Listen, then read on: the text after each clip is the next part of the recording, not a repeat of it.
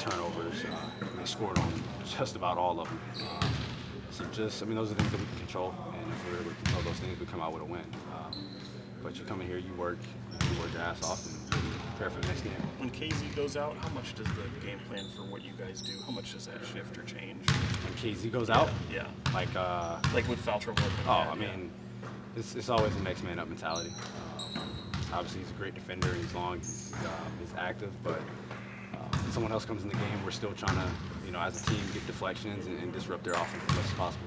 There were a couple of moments where Sabonis really just got everyone kind of pinged around him, and the ball movement, the player movement just stopped.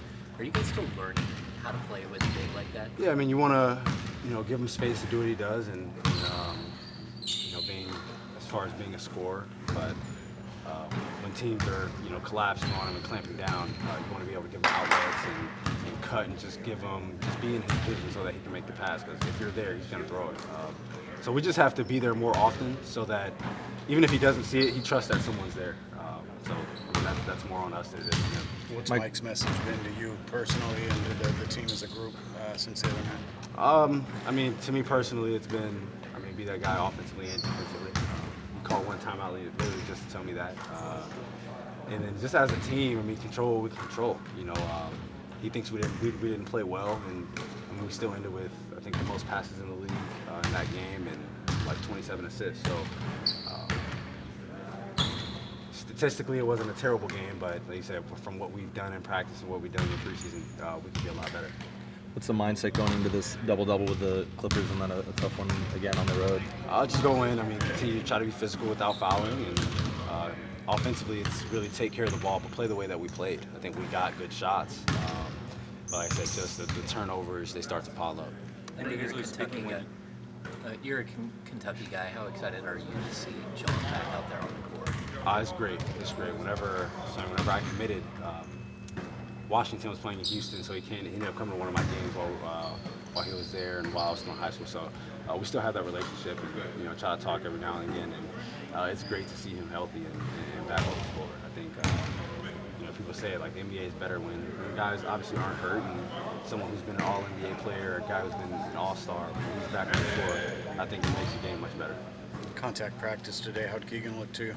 He looks fine. Can't tell he had COVID. Obviously, he's still a rookie, and he's learning. But I think he's excited, and we're excited to have him out there for. Physically, did he seem like he had his wind, or did he seem like he had any struggles? I think if Keegan was tired, you still wouldn't know. You would still have no idea. But I think he looked great today. What do you make of just the way? I know you guys take it game by game, but just the stretch of games to open the season for you guys. How do you look at that challenge and the approach that you have to have for that? I don't know if Mike said that, but we take it 5 games at a time. You try to take a 5-game stretch, and obviously lost the first one, and we're just looking forward to, obviously the next 4, but try to think of it as just 1 game at a time. So we're focused on the Clippers.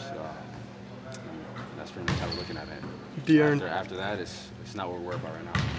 Sorry, Darren, talk about closing out games. I know we had a little lead heading into the final 3 minutes of the last game. What do you think is most challenging about closing out an NBA basketball game? And also, as the leader of this team, what can we expect from you, heading forward from now in terms when it comes to crunch time? I think it's hard to win. It's hard to win games in the league, but we got a 10-point lead with 5 minutes left, so we have to be better closing it out. And it's really just getting quality shots, limiting them to offensive rebounds to 1 possession, and just not turning the ball over. I think offensively, if we're getting shots that we want, and you're just not making them, it's a hit or miss league.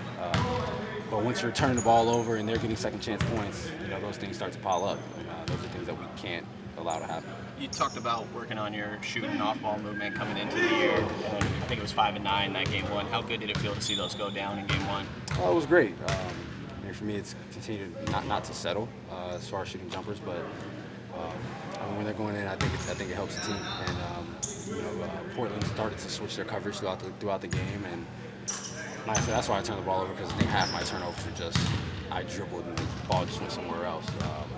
But just seeing a change in coverages, I think helps my team. It allows our spacing to be better, and it allows Domas to go to work more.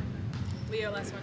Individually speaking, when you watch the film, is there anything particular you saw that you could do better?